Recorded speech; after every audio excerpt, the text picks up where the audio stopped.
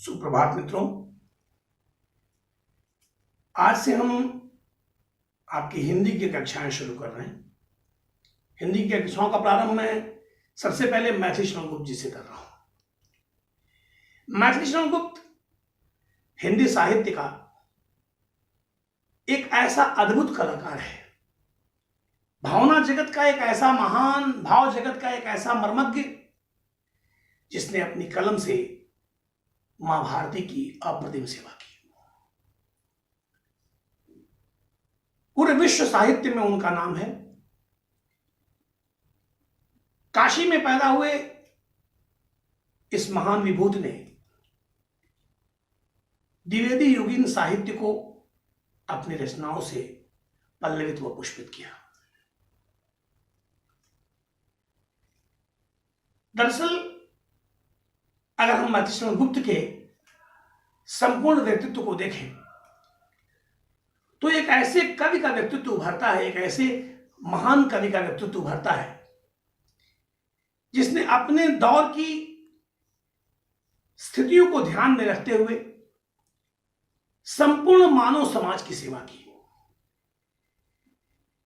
परतंत्र भारत की अवस्थाएं थीं, स्थितियां बहुत ही विषम थीं।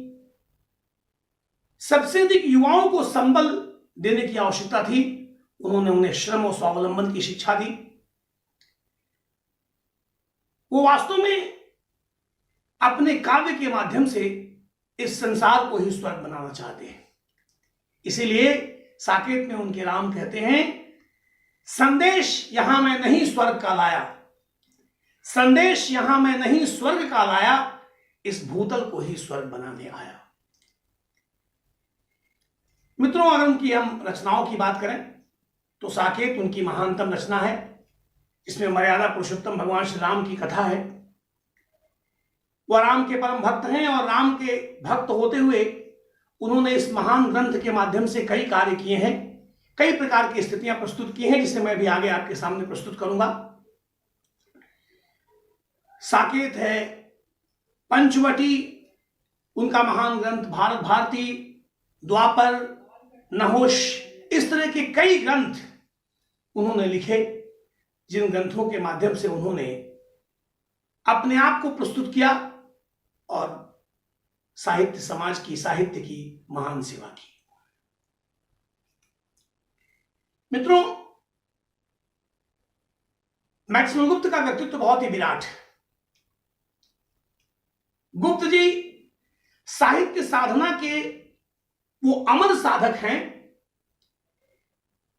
जिसने अपने आप को भारतीय संस्कृति की अमर चेतना के अमर गीतकार के रूप में प्रस्तुत किया।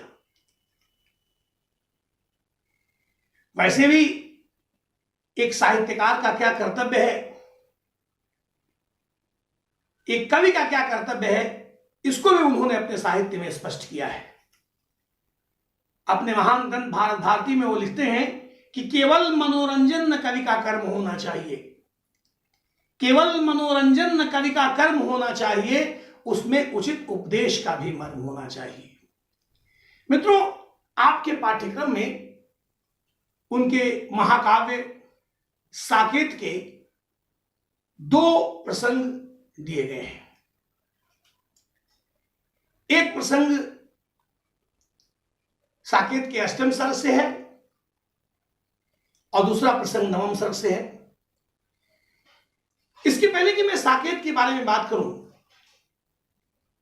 उनके साहित्य की एक बहुत बड़ी विशेषता के बारे में आपको बताता हूं। दरअसल अगर आप देखेंगे तो द्विवेदी युग से पहले भारतंत्र युग में खड़ी बोली का पूरा प्रादुर्भाव नहीं हुआ था। उसके पहले अवधी और ब्रज भाषा में साहित्य लिखा जाता था, कविताएं लिखी जाती थी।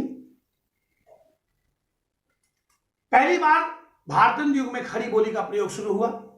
द्विवेदी युग में आकर एक खड़ी बोली पूर्ण रूपेण काव्य की भाषा के रूप में स्थापित हो गई और मैथिली शरण गुप्त ने शुद्ध तथा परिष्कृत खड़ी बोली में अपनी काव्य रचना की है। उनकी अगर शैली की आप बात करेंगे तो प्रबंधात्मक शैली है, गीत नाट्य शैली भी उनकी दिखाई पड़ती है और भावात्मक शैली भी दिखती है। ये उनकी रचनाओं का आधार है। लेकिन मित्रों, सबसे बड़ी एक चीज जो दिखाई पड़ती है मुख्यतः उनके काव्य में, जो द्विवेदी युग की विशेषता बन गई, वो ये है कि कई ऐसे पात्र जो इतिहास में उपेक्षित थे, इन्होंने उन पात्रों को गरिमा और सम्मान दिलाया। ये सबसे बड़ा आधार दिखाई पड़ता है उनकी रचना का, उनके आधार का। महात्मा बुद्ध सिद्धार्थ से बुद्ध तक की यात्रा सफल करके महान बुद्ध हो गए, तथागत हो गए, और उसके बाद उन्होंने बौद्ध धर्म की स्थापना की। एक समय में लगभग 2/3 विश्व ने बौद्ध धर्म को ग्रहण किया। लेकिन हम जब महात्मा बुद्ध का मूल्यांकन करते हैं तो उस यशोधरा को भूल जाते हैं, जिसने पत्नी के रूप में त्यागे जाने के बाद भी कोई शिकायत नहीं की।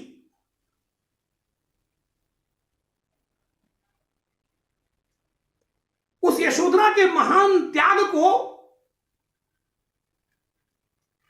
अपनी श्रद्धांजलि, अपना सम्मान देते हुए उन्होंने यशोधरा नामक खंड काव्य की रचना की, और इसके माध्यम से उन्होंने प्रेम की महान परिभाषा को भी स्पष्ट किया कि प्रेम पाने नहीं खोने का नाम है। अपने अभीष्ट के लिए अपने आप को समर्पित कर देना प्रेम है।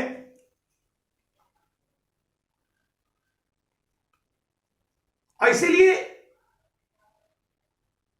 यशोधरा कहती है कि सिद्ध एक स्वामी गए ये गौरव की बात, पर चोरी चोरी गए यही बड़ा व्याघात। सखी वे मुझसे कहकर जाती।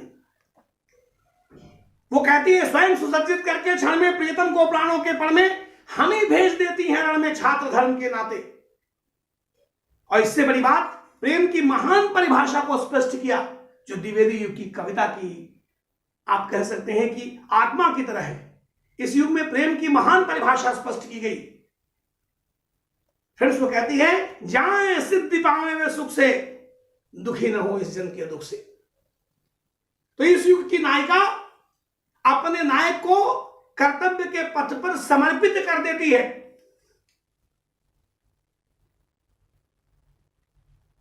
वो उसका रास्ता रोक कर नहीं खड़ी हो जाती। इसलिए वो कहती है जाए सिद्धि पावे में सुख से, दुखी न हो इस जन के दुख से। और कहूं मैं क्या इस मुख से आज अधिक वे भागे, सखी वे मुझसे कहकर जाते।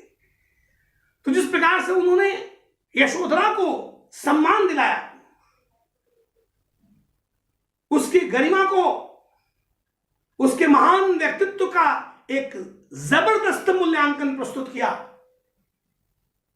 जिससे यशोधरा को उसका यथोचित सम्मान प्राप्त हो सके। ऐसा उन्होंने साकेत ने भी किया, क्योंकि रामचरितमानस में या वाल्मीकि रामायण में उर्मिला के व्यक्तित्व को बहुत ही सामान्य तौर पर प्रस्तुत किया गया। राम जब वन को चले तो सीता उनके साथ हो ली। जहां पति है उस पति के चरणों में पत्नी का सुख है, चाहे वो वन ही क्यों ना हो। लेकिन बेचारी उर्मिला, जिसके हाथों की मेहंदी भी नहीं सूखी थी, उसका पति लक्ष्मण उसके पास आता है और उससे कहता है कि प्रिय, मैं भैया भाभी की सेवा में वन को जाऊंगा। और वो बिना किसी भी प्रकार की शिकायत किए हुए, बिना किसी प्रकार का प्रतिरोध किए हुए चुपचाप अपनी सहमति दे देती है कि कहना था क्या क्या है स्वामी, कह न सकी कर्मों का दोष, पर जिसमें संतोष तुम्हें है उसमें मुझको संतोष। महान नायिका चुपचाप शांति के साथ पूरी खामोशी से दिया हुआ एक अप्रतिम अद्भुत त्याग का नाम है उर्मिला। तो उर्मिला विरह के भी कई गीत आपके पाठ्यक्रम में दिए हुए हैं, जो साकेत के सर्वश्रेष्ठ गीतों में से हैं। भावना मेहता के आधार पर और कलात्मकता के आधार पर ये साकेत के सर्वश्रेष्ठ गीतों में से हैं, जिनमें से कुछ आपके पाठ्यक्रम में लिए गए हैं और हर साल बड़ी महत्वपूर्ण होते हैं। एक ये प्रसंग है। दूसरा प्रसंग है कैकेयी का। कैकेयी जिसके व्यक्तित्व को बड़ी कलुषता के साथ, पूरी कालिमा के साथ प्रस्तुत किया गया है, उस कैकेयी का एक अलग पक्ष उजागर किया है मैथिली शरण गुप्त जी ने साकेत में। उन्होंने उसे पश्चाताप का मौका दिया है। तो कैकेयी के अनुताप या पश्चाताप के माध्यम से उसी प्रसंग का एक हिस्सा आपके पाठ्यक्रम में रखा गया है। यह दूसरा प्रसंग है। दरअसल उन्होंने कैकेयी के पूरे भाव को स्पष्ट करने का प्रयास किया है। वो अपने द्वारा किए गए अपराध का पश्चाताप करती है, वह आत्मग्लानि की अग्नि में जलती है और उस पश्चाताप को भी प्रकट करती है, अपने उस पश्चाताप को दिखाती है। राम के प्रति अपने उसी पुराने भाव को दिखाती है। और इसीलिए जब राम ये कहते हैं, भरत के लिए जब राम कहते हैं कि उसके आशय की थाह मिलेगी किसको, जनकर जननी ही जान न पाई जिसको, तो वो तुरंत कहती है कि हां जनकर भी मैंने न भरत को जाना, हां जनकर भी मैंने न भरत को जाना, सब सुन ले तुमने स्वयं अभी यह माना, यह सच है तो अब लौट चलो घर भैया, अपराधिन हूं मैं तात तुम्हारी मैया। उन्होंने उसके व्यक्तित्व को, कैकेयी के व्यक्तित्व को कलंक से बाहर आने का मौका दिया है। उसे केवल एक कलंकिनी, दुर्भाग्यशालिनी नहीं, संपूर्ण व्यक्तित्व के साथ महारानी कैकेयी होने का जो सम्मान है, एक तरह से उसे वापस लाने का उसे मौका दिया है। वो कहती है, क्या कर सकती थी मरी मंथरा दासी, मेरा ही मन रह सका निज विश्वासी, और जल पंजरगत अब अरे अधीर अभागे, वे ज्वलंत भाव थे स्वयं तुझी में जागे। तो साफ साफ स्वीकार करती है इस बात को, और इस बात को भी मानती है, इस बात को भी स्वीकार करती है, अपने आप को पश्चातापित करते हुए वो अपने आप को ही शापित करती है। और वो कहती है, इस बात को रखती है, आते थे यही अभी नरदेही, कहते आते थे यही अभी नरदेही, माता न कुमाता पुत्र कुपुत्र भले ही, पर कहें सभी यह हाय विरुद्ध विधाता, है पुत्र पुत्र ही हुई कुमाता माता। वो राम को फिर से एक बार स्वीकार करती है और राम से कहती है कि हे राम, अब कटे सभी के पास नाश के प्रेरे, मैं वही कैकेयी वही राम तुम मेरे। क्योंकि राम तो कैकेयी को सबसे अधिक प्रिय थे। वो याद दिलाती है कि कैसे बचपन में हुआ करता था कि होने को बहुधा अर्धरात्रि अंधेरी, होने पर बहुधा अर्धरात्रि अंधेरी, जीजी आकर करती पुकार थी मेरी, क्या लो कुहुकुन अपना कुहुक राम यह जागा, निज मछली मां का स्वप्न देख उठ भागा। तो मित्रों, इस प्रकार से कैकेयी के व्यक्तित्व की जो कलुषता है, जो कालिमा है, उसे पश्चाताप की अग्नि में जलाकर उसे कुंदन जन्मित होने का मौका मैथिली शरण गुप्त जी ने आपके प्रसंग में दिया है। ये दोनों प्रसंग आपके पाठ्यक्रम में हैं, और अब मैं अगली मुलाकात में आपके इन दोनों प्रसंगों की व्याख्याओं पर चर्चा करूंगा। तब तक के लिए खुश रहिए, मुस्कुराते रहिए। नमस्कार।